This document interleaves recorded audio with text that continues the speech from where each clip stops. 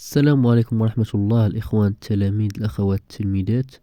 مرحبا بكم في هذا الفيديو اللي كما كتشوفوا قدامي هنا كاين الطابلو ديال التواريخ ديال إعلان نتائج البكالوريا بالنسبة للسنة الثانية بكالوريا.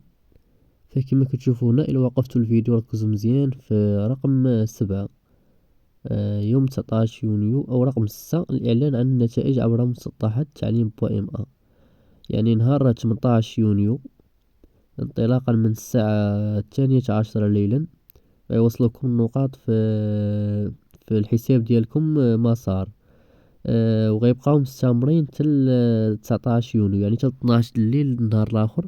ماشي كلشي غيوصلوه في دقة واحدة، يعني بشوية بشوية مدة 24 ساعة اللي غيوصلوا للجميع ان شاء الله، ويقدر انك ما تلقاش بالنقاط ديالك اكثر من 24 ساعة. من بعد نهار 19 غيكون التعلاق في المدارس في الليسي، غيكون الطابلو. ونهار 20 بالنسبة للناس اللي بغاو يديرو الشكايات، يعني اللي كيحسوا براسهم ظلموا في النقاط ولا شي حاجة، يقدروا انهم يقدموا الشكايات ديالهم ابتداء من نهار 20 في الشهر 20 يونيو. هادشي اللي كاين الاخوان، وبالتوفيق للجميع ان شاء الله. الله يسمعكم اخبار الخير ان شاء الله، كل شيء ينجح والامور تمشي بخير وعلى خير.